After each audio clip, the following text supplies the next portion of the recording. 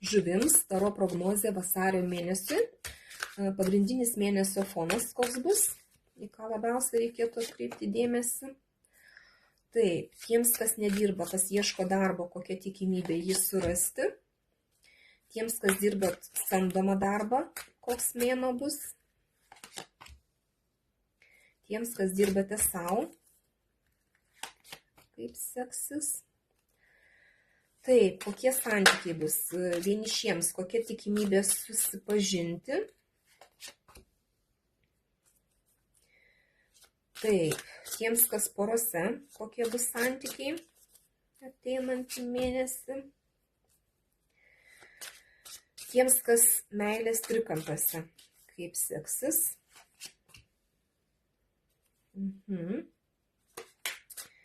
Taip, patarimas. Ir ko pasisaugoti reikėtų.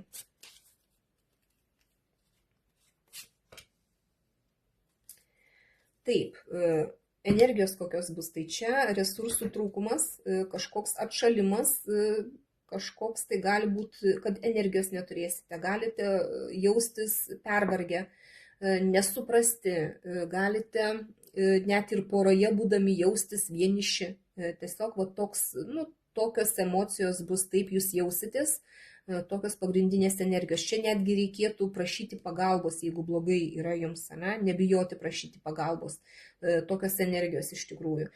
Tiems, kas ieškote darbo, kol kas jūs negausite to, ko norite, čia galbūt ir yra kažkokie tai pasirinkimai darbo, galbūt jums kažką tai siūlo, bet jums netinka nei vienas iš tų pasirinkimų, kas jums yra siūloma, jūs norite kažko kito ir kol kas dar nebus to darbo, negausite.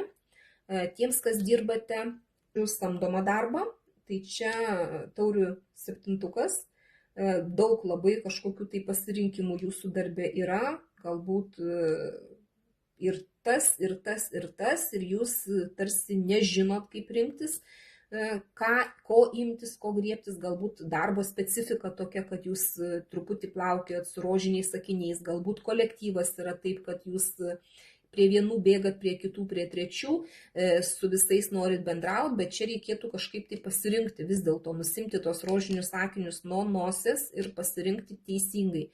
Nelygu kokį darbą jūs dirbat, galbūt jūs čia kokioj pramogų sferoje dirbat, kaip pavyzdys, tai tada tas pasirinkimas kaip ir gal visai aktualu čia jūsų darbe, taip kad visko pilna, bet vėlgi čia bendras kortų skaitimas, nelygu kas. Čia labai svarbu, kad matytumėt realybę. Nes visi pasirinkimai, kuriuos jums čia gal siūlo kažkokius, pavyzdžiui, siūlo kelis projektus, ir jūs galvojat, kad jūs galėsit visus projektus padaryti, tai jums reikėtų rinktis kažką tai vieną, pirmiausia, pabaigti, tada imtis kažko kito. Nes jeigu griebsitės visko vienu metu, tai galiausiai nieko gero nepadarysite.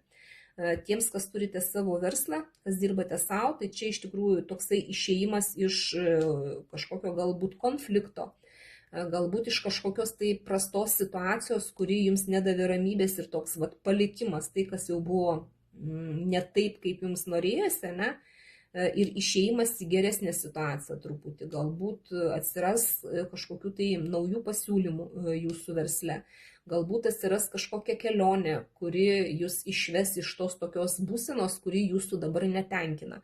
Ir čia reikėtų pagalvoti apie tai, kad jums reikia išeiti iš to, kur jūs dabar esate, dėl to, kad ta situacija, kurioje dabar esate, jūs liūdina, jūsų netenkina, jums kažkas tai nepatinka ir turėsit galimybę išeiti. Gerai, tiems, kas ieškote pažinčių naujų, mago arkanas krenta, nuo jūsų priklauso labai daug, ar bus tos pažintis, ar nebus, ko jūs iš tikrųjų norit, nes iš principo jūs esate vienišius žmogus, jums yra puikiai gerai taip, kaip jūs gyvenate, bet norui esant, jūs visą laiką galite susipažinti, ta prasme, jums tai nėra jokia problema, svarbiausia, kad būtų galvoj noras.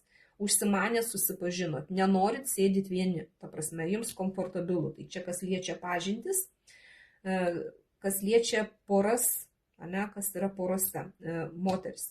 Šitoj pozicijoje, tarp kitko, vasario mėnesiui, kaip nekeista, labai, net nežinau, kelis kartus krito ir kitiems ženklams, ta prasme, gal kokį 4. kartą šitoj situacijai Lazdų karalienė.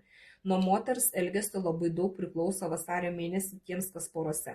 Valentino diena laukia, galbūt moteris ruoš kažkokius tai surprizus savo antrai pusė, gal čia tai bus, ne, kad nuo moters labai daug priklausys iš tikrųjų, nuo jos entuzijazmo, nuo jos veiklumo, energijos, nuo jos norų. Tai va, kas liečia poras. Kas liečia trikampius, ne, tai čia labai didelė tikimybė, kad trikampiai yra darbo kolektyve arba su žmonėmis, kurie tokiu atveju susiję su darbu. Ir čia iš tikrųjų resursų nebus, čia netgi gali būti kažkoks atšalimas dabar šiuo metu, ne, gali tai būti, ne, tam trikampyje. Ir bendradarbiavimas kaip ir yra, bet toksai čia labiau gal jau įpratimas, tokia kaip ir rutina jau pasidariusi, ne, bet nėra tokių aistrų, nėra to tokio wow. Kaip būna, kad atsiranda trikampis pačioj pradžioj ir būna aistros kibirkštis kažkokios tai. Tai čia jau toksai vos ne tai, kad įprotis kažkoks tai gaunasi, vos ne tai, kad rutina tuose trikampiuose, jau senas tas trikampis ir žmonės vieni kitus jau senai pažįsta. Ir čia tokia trauka, nepasakyčiau, kad labai didelė. Čia net sakau, kaip ir gali būti ir atšalimas, kažkoks atvėsimas, ne, kas liečia trikampius. Patarimas jums, čia irgi liūdesio arkanas krenta, ne, tai čia patarimas yra išliūdėkit tą liūdesį savo, kad ir kurioj čia situacijoje esate, ne, nėra resurso, ne, liūdesys kažkoks trūkumas, gal pinigų, gal su sveikata yra negerai, išliūdėjot ir einat į kažką tai naują, pamatot siūlomus gyvenimo šansus. Darbo negalit pasirinkti, vadinasi, tas darbas jums netiek ir reikalingas, jeigu nesirenkat iš to, kas jums yra siūloma. Vadinasi, palaukėt kitų pasiūlymų, ne, paliūdėjot, kad negavo to, ko jūs norėjote, ne, ir ieškot kitų galimybių, priimat kitus siūlomus variantus.